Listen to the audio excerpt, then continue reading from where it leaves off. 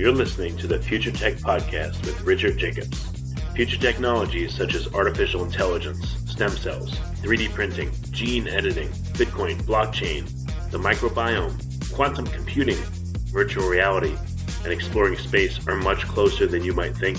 In fact, many early versions of these technologies are in play right now, and the companies that are using these technologies are the focus of this podcast. My goal for you, the listener, is to learn from these podcasts. You may very well learn something that may change the course of your life for the better, steer you towards a new career, or give you insight into addressing a thorny medical problem. Remember, this podcast and its content is informational in nature only. No medical, tax, legal, financial, or psychological advice is being given. If you've enjoyed the podcast, please listen, subscribe, like, and tell your friends about it. Thank you.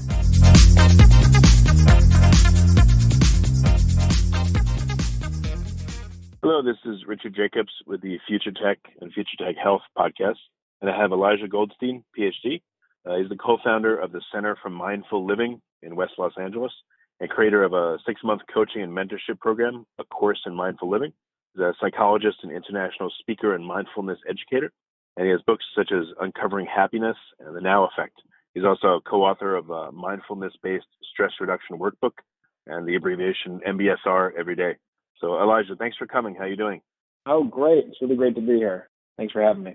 Yeah, so tell me, what started you on the journey of considering mindfulness? You know, everyone seems to have a personal journey when it comes to health. So. Oh, yeah. I think like many people who, get really interested in whatever their approach to health is, it usually comes out of their own, like me, my own kind of moments of suffering in my life, throughout my life, but really, and it came to kind of a peak in my mid-20s where I was in San Francisco and I was working at the peak of the internet boom and working really hard and playing a whole lot harder. And so I was just abusing myself massively with drugs and alcohol. And I just knew there was something else there. There was something else that was more meaningful and purposeful. And I started reading a lot of books, like a lot of people begin with, around mindfulness or around different Eastern philosophies, and found something really enticing about it, like this idea that we could actually focus our attention and create a greater sense of energy and ease and well-being in our lives. And so I went away for a month to a retreat center down in Los Angeles and got more of a taste of it, and came away from that retreat center just feeling really relaxed, more at ease, a greater sense of purpose in my life. And probably within a week and a half, I just fell back into my old ways. So it wasn't lasting. And that got me really curious and interested as well. I wanted to know what actually creates lasting change in people.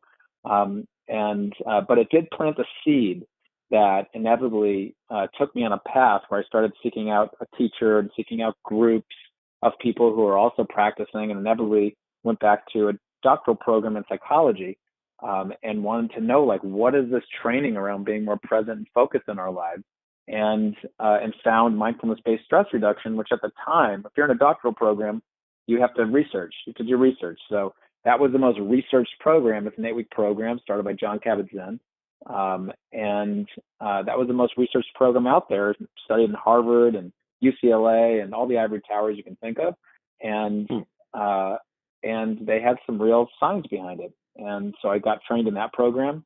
And eventually went on to create my own programs. And now, this entire world, this entire collective called the Mindful Living Collective, which is really a place where anyone can meet other people and have a more of a shared learning experience and practice around, all these topics that are associated with health and well-being. What was your state before you got help? What was your state after? What things were you doing, like habits or behaviors or thoughts that you went, this seesaw back and forth into and out of? I was, I would say the state I would describe myself in was kind of confused. I was just going wherever the current took me. I didn't feel a whole lot of control in my life. Although I was doing, and it was a little bit hard to tell at the time because I was doing well in business.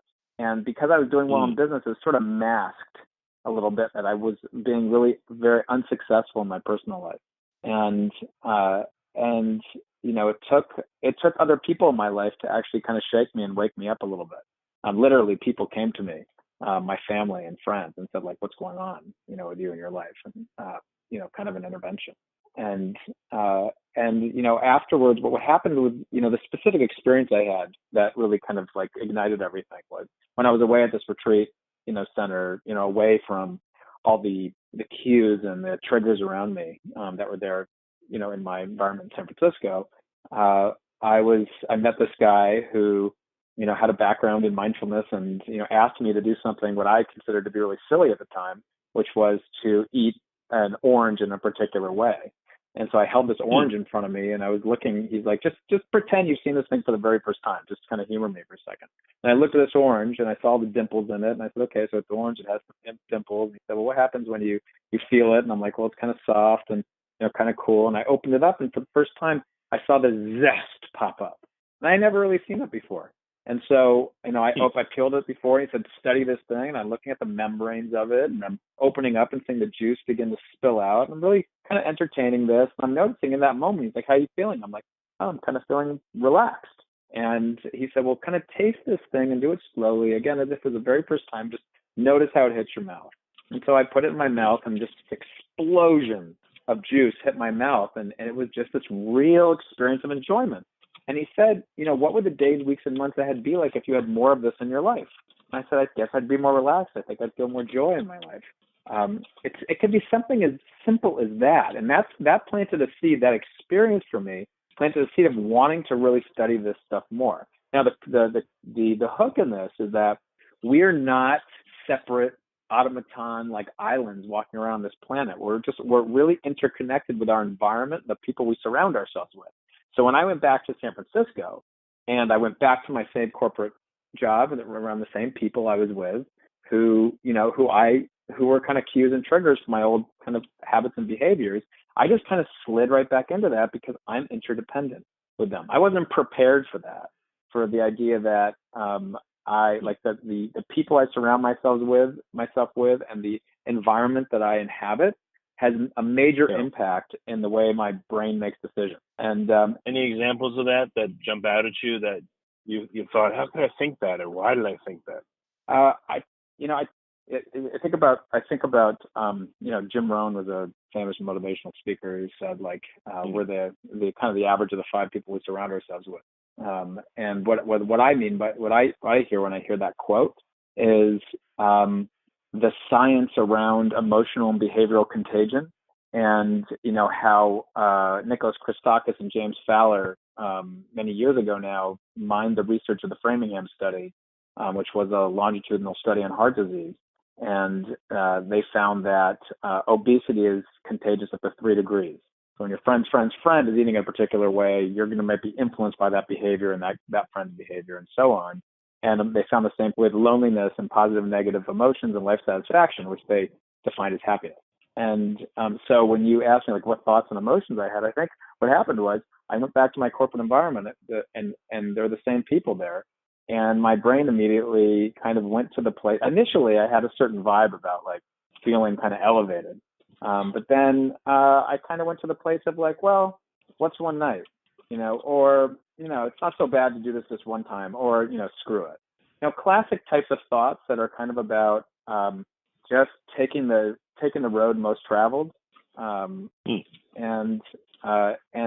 not having the people around me that inspired me to live differently. And, that's at this point in my life where I'm at right now, I'm crystal clear that the people we surround ourselves with is a strategic move in our lives and has a major impact on the way that we think, on the way that we feel, and the way that we behave.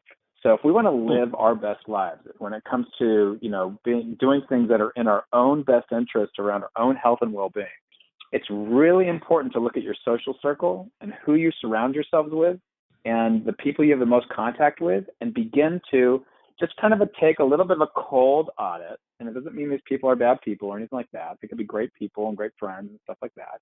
You take kind of a cold audit and ask yourself the simple question: does this person who I spend a lot of time with in my life inspire me to live my best self? Inspire me to exercise in the way I want to exercise. Inspire me to be mindful or present and aware in my life. Inspire whatever change you're wanting to make in your life. Does this person inspire me to live this way? and onto what percentage? Yes or no? And so we begin to kind of take a look at, who's in my environment here?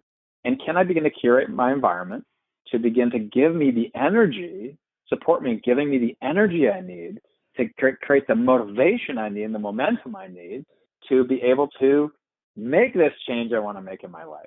And it became a really important point. And the science backs it up, is very clear about it. That if we look at the science that Jonah Berger's done, he's wrote a whole book called Contagion, and so many other people. The one I just mentioned, Nicholas Christakis and James Fowler. Like, there's a real reality around our interdependence with each other, the environment we're in and the people we surround ourselves with.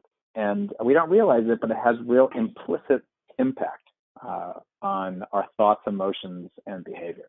Well, I know growing up, if you're around people that do drugs, you're more likely to do drugs. And I've lived in apartment complexes, for instance, where the people around me were just a mess, and like I said, doing drugs and all that, and it becomes very tempting to do that kind of thing. And I've been around people that are very negative, and that's a huge drain. It's horrible to be around them. So I've tried in my own life to reach for happiness and reach for the positive things. But did you have to do a lot of difficult housekeeping? Did you have to tell some friends hey, I don't want to see you anymore, or did you just kind of stop talking to certain people, or what happened? You know what it was for me was I did start kind of creating, let's say, little groups that met regularly to kind of engage with things that made me feel better. Like I created a group specifically around a program called The Artist's Way, and that was to kind of influence my own creativity. We had regular meetings so I could surround myself with those people. But the biggest thing that I did, which is not always available to most people, is I actually moved, and that's when I went back to graduate school. And again, it's not available to everyone, but I inevitably went into a place where I had more frequent. This is why I know this is so true and why this works so well. So and is really an important thing to do. And so I went back to graduate school. And all the people in my school, or a lot of the people, were wanting me to grow and learn and progress. They were really wanting, and they were doing that for themselves. So just being around these people inspired me to live in a particular way that was more for my health and well-being than against my health and well-being. But I go around the country and I speak around the world, and I train. At this point, I train thousands and thousands of people in this specific notion that an understanding that the people we surround ourselves with, and the simple practice around learning how to be aware of the impact of the people around us and the environment around us, and be able to begin to curate that. So, for example, someone might be a loving person, a supportive friend. I'm not suggesting that this is a person that you then ditch if they're not someone who's living their best life, and to be able to inspire you to live that way. They might be really important in your life and feed you in important ways, love, support. But we do need those people around us that are doing the things that we want to do. Like, if you want to learn to eat better, we need to surround ourselves with those people. If you want to exercise more, we need to surround ourselves with those people. Meditators, we need to go to we need to surround ourselves with people who are doing that stuff. That's going to give us a huge boost, and the motivation, the inspiration to lift us to that place, to give us the energy to actually do that. I mean, the whole reason I started this podcast was that, in 2016, I was caught up in the, Trump and Hillary election, and it was all negative. And at the same time, I was getting emails from Peter Diamandis. He talked about future tech, and, when I would read those emails, they were interesting, and I felt good reading them, and, I loved them. So I made a decision: am I going to focus on negative stuff, or am I going to focus on positive stuff? So that's actually what led to the whole creation of this podcast. So it's been one of my favorite things I've ever done, but that was a big choice in my life, if that story helps. That absolutely, that decision you made, that was a perfect example. That decision you made that decision. You're in a certain state of mind that led you to make that decision. And no doubt that then has had ripple effects across many people's lives, because now when I say surround yourself with the people, it's also surround yourself with the material. So you're creating material for people to bring into their lives that they can kind of listen to on the go, that creates inspiration and insight and learning about stuff that's maybe, that's beneficial to whatever way they want to live their lives. Yeah, that's key. Yeah, and I guess that. one thing that may be helpful is I didn't know where things would go or how they would turn out, but I just did it anyway and said, all right, let's see. So I don't know if you've experienced that, but when making choices, big or small, I guess there's some aspect of it where you have to say, like, let's just try it and see what happens, without trying to analyze it to death if it'll help you do the best thing or not. There's a great psychologist named Irv Yalom, very famous in the field of psychology. And I was with him one time, and he said, if you don't risk, you'll never grow. And that's a great example of what you did. You didn't know how it would turn out. You risked, and look what it's become. And yeah, I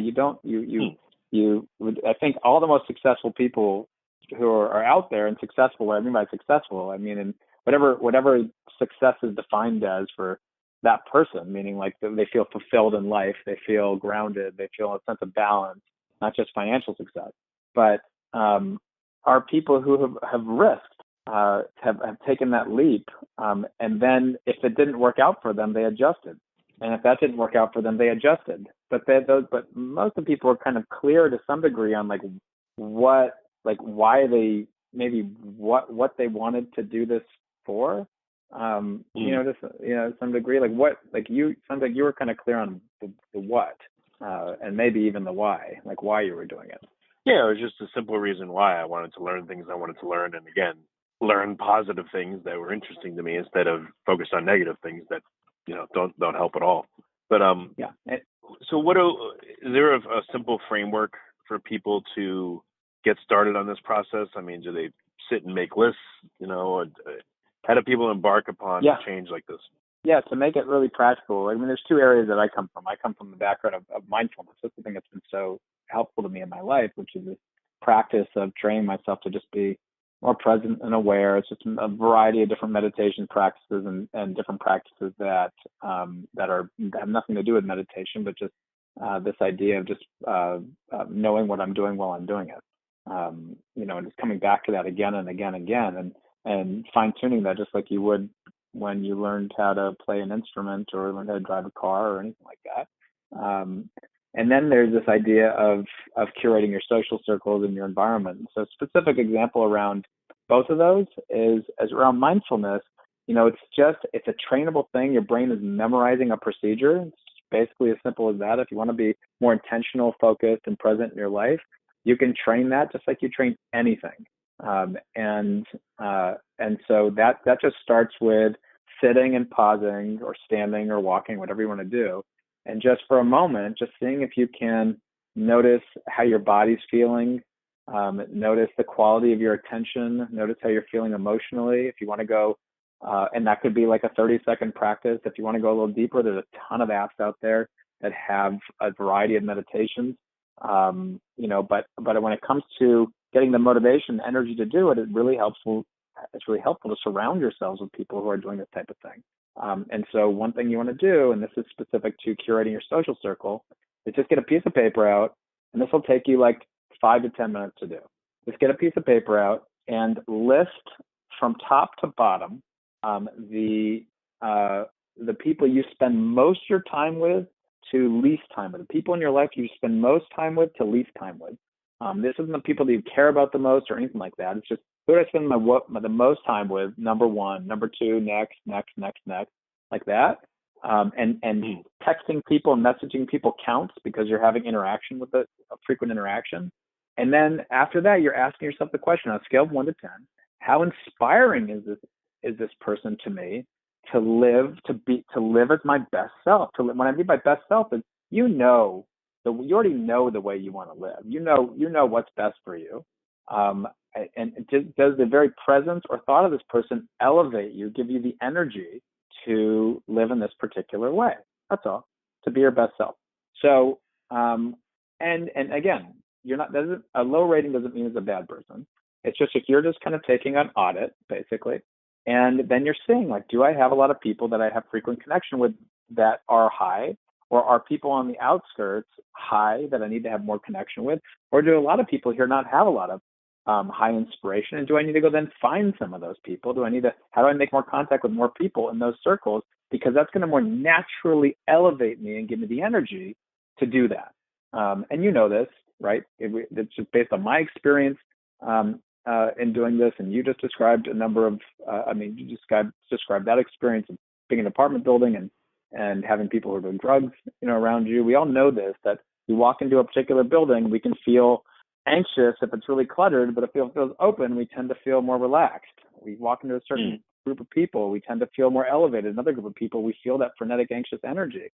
So we're just taking this audit, and then you can, if you find people on the outskirts, the question is, how can I make more frequent contact with them? If you don't have those people, it's like, where are these people then? Yeah. What if someone feels like, I'm surrounded by assholes? What do they do to find people? Or, the typical advice, like, get a hobby, that's like old school, gruff, like New York advice that I heard many years ago. But, what's like a nicer, gentler way to find the people that you're looking for? And that's not right. That's not a bad thing. Like meetup.com, there's a reason that company started, to find people of similar interests with you and can connect with them like live in person. So that's actually a great resource. It's kind of hit or miss. Sometimes it's the exact reason why I created something called the Mindful Living Collective, was because here's a space where a lot of people come to because they want to learn this is about people who want to live their best self and want to learn mindfulness in particular, and they're all motivated to do that. So you enter into this space, and it's all people who are motivated to want to learn, mindfulness and learn how to live, their most elevated self. And so there's groups that form around specific interests, around like anxiety, around aging, or around these types of things. There's courses in there to kind of go deeper into that material. But the whole sentiment behind it is that you're in regular interaction with people who are wanting to support you and inspire you in living in this particular way. So I wanted to create a space that could centralize this so people know where to find these people. So that's that particular space. But meetup.com is a great example of that. My guess is there's somebody, in that circle that's already there that might be someone that's worth making more frequent contact with. And if there's not, there are these things that are available, again, to look at. But I would look at researching meetup.com. I would check out the Mindful Living Collective. And no doubt there might be other type of interest groups that might, where you might meet some of those people. Yeah, one thing people can do that I tried, is I started a couple of meetups on a topic I wanted to talk about, like AI or things like that. And, a couple of times only like one or two people came, but I met two new people. So you can either go to meetups or start your own, or, like you said, you provide a great resource for people to find that stuff. So I guess there's a lot of things people could do. And also I recommend if someone's interested, if exercise, if like living in that particular way is important. There are particular, and this sounds, it's worth kind of, again, I love the example that you gave around taking risks, because sometimes we're kind of nervous or hesitant to actually do something like this. Like, for example, there are certain types of exercise groups that are more tribe-based, which means like it's more relationship-based almost. Like you end up meeting the people more, and it becomes more of like people that you end up having a connection with versus some cold gym that you just kind of come in and out of and you don't actually know anybody in.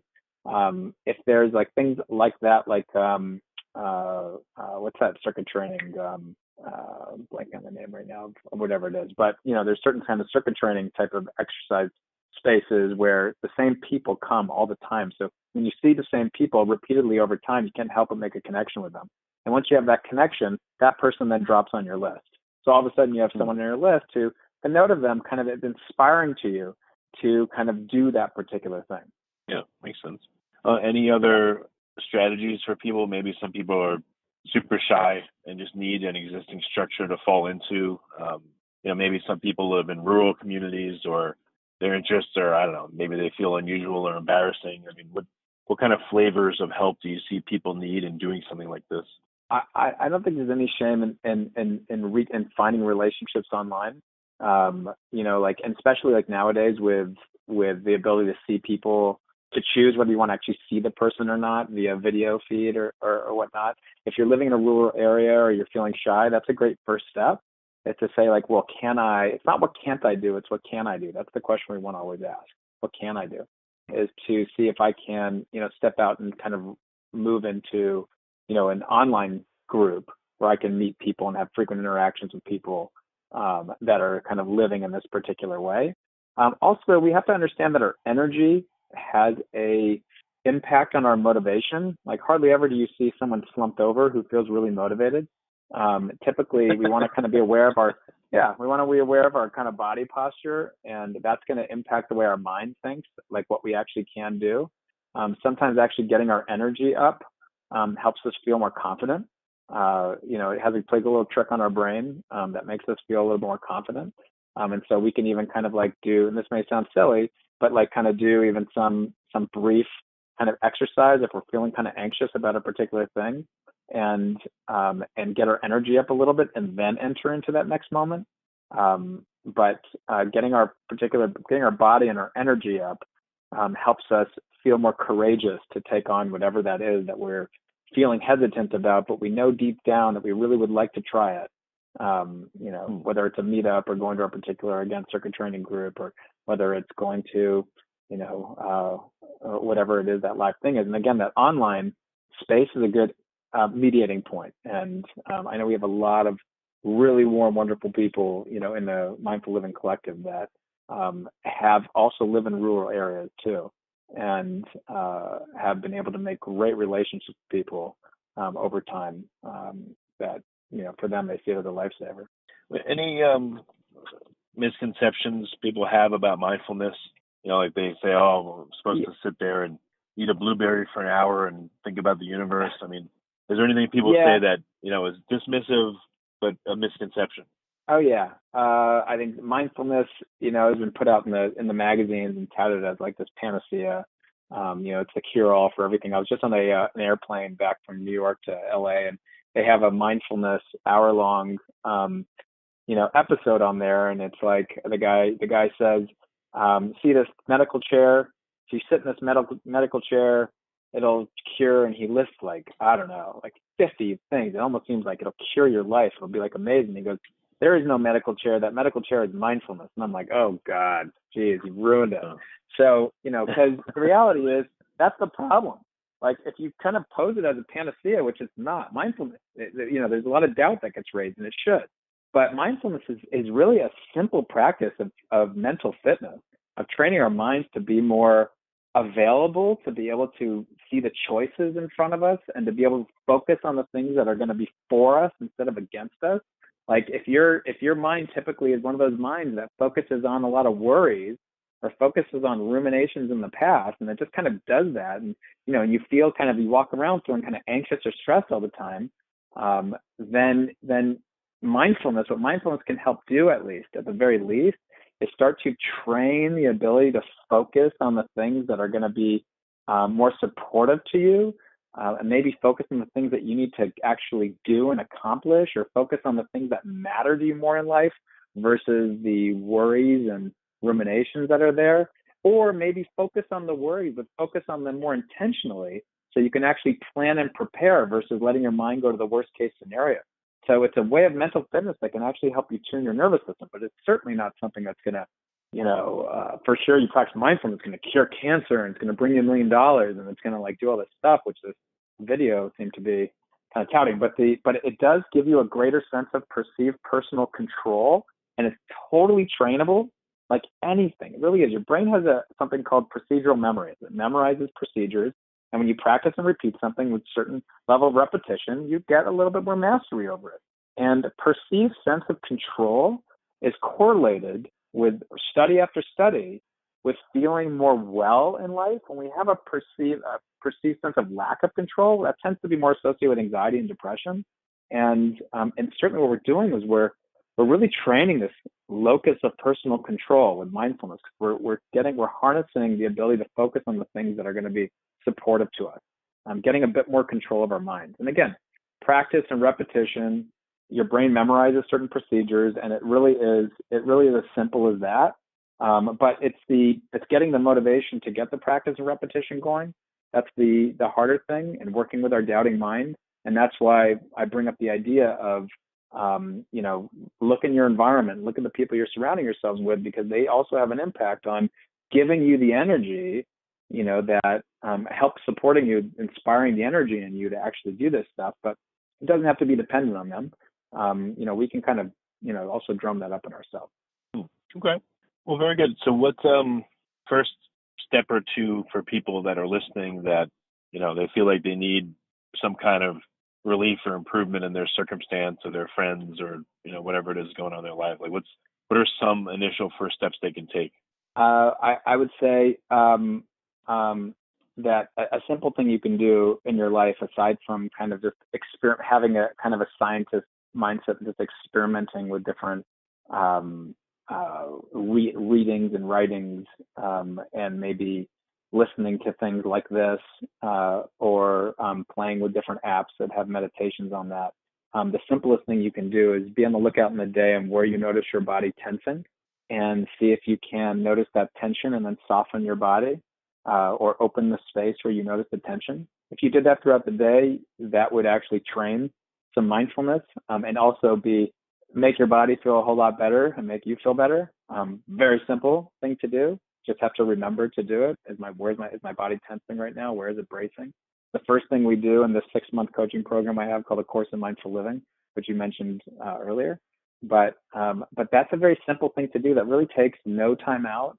But then in addition to that, you can explore certain writings and articles or books, or listen to podcasts or experiment with different meditations. But I do think it's good to, if you are interested in like mindfulness as far as like really learning it, it's good to enter into some structured program of some kind. So you have like a teacher and you have people you're learning with, and that kind of thing. There are in-person programs like mindfulness-based stress reduction, great introductory 8-week program that's various places all around the world, but certainly not available everywhere. A Course in Mindful Living is a 6-month coaching program that I created. The next one starts June 11th, 2019. But things like that can give you more structure for you. And the collective is a general space where, just there's people there that are doing shared learning stuff together. And that's another place to start. And also just researching maybe a meetup group. Maybe there is one near you that might be value aligned with an interest you have around some kind of change you want to make in your life. Okay. Well, very good. Yeah. Well, I appreciate you coming. And, hopefully people that are listening to this, whatever their circumstances, whatever, they can at least take small steps to improve it and feel better and be happier. And I guess as I thought, why be miserable? Why not reach for happiness? There's plenty of misery in the world. I'd rather be happy than be a miserable wretch. So. Right. It all starts with your focus. What are you focusing on? Well, very good. Well, I appreciate you coming on the podcast. Okay. Yeah. Thanks for having me. This has been really great. I really appreciate it.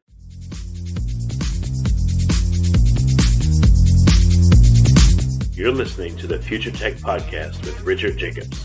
Future technologies such as artificial intelligence, stem cells, 3D printing, gene editing, Bitcoin, blockchain, the microbiome, quantum computing, virtual reality, and exploring space are much closer than you might think.